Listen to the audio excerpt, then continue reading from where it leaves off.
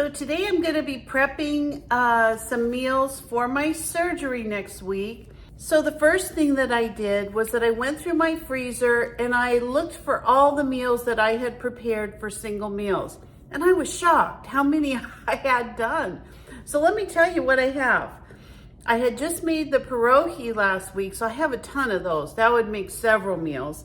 But I have 2 meals of stuffed bell peppers, 2 meals of enchilada casserole.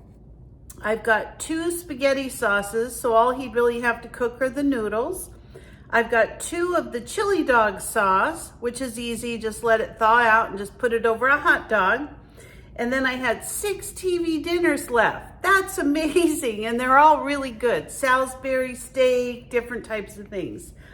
2 cracked chicken and 5 of the beef stew.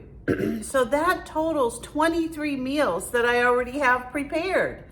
So I decided what I'm gonna do is just one more meal today, and that is gonna be a chicken tomatillo casserole. Now I'm gonna add some extra vegetables to this, and normally I don't put chicken in it, but I'm going to do that this time because I want some extra protein.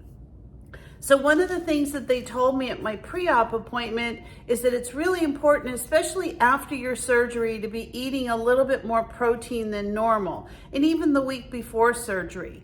So I'm trying to make sure that I'm getting enough protein. They said it really helps your body to heal. So I'd like to get this up to 30 meals so that my husband can get through this first month. I don't have any idea what to expect. I know that they said I will be up and around, but I don't know that I'm really gonna wanna be on my feet long enough to cook. Maybe I will, I just don't know.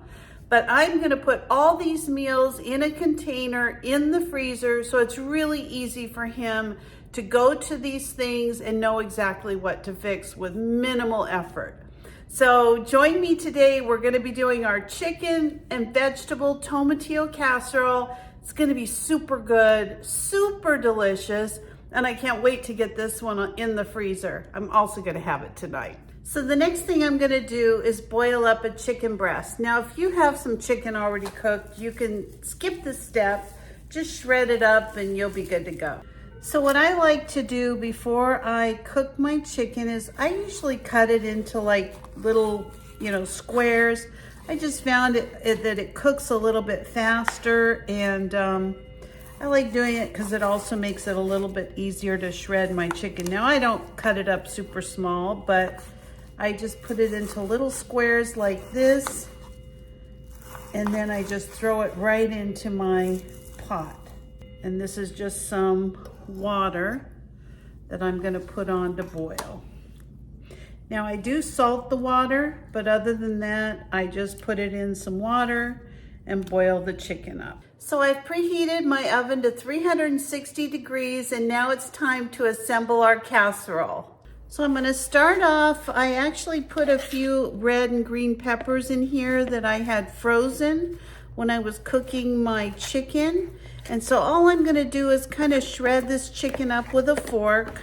So I'm gonna have to let this cool down for a minute before I add some of the other ingredients, because we're gonna be adding a few eggs, and I don't want to cook the eggs in this chicken. But I will show you in the meantime.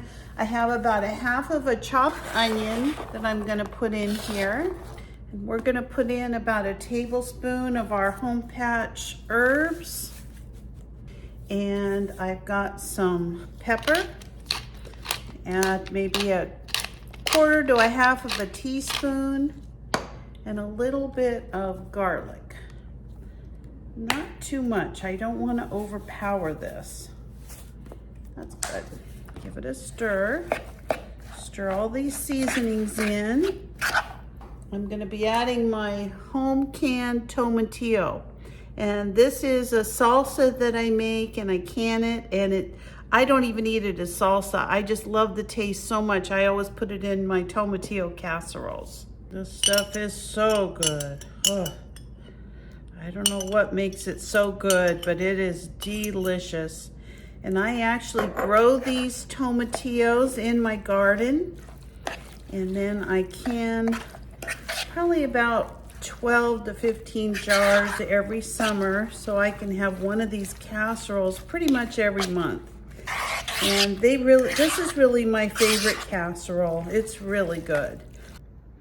Now, if you'd like to see a video on how I make this tomatillo salsa, I'm going to go ahead and link it right here, and you can check it out if you're interested. It is really, really good.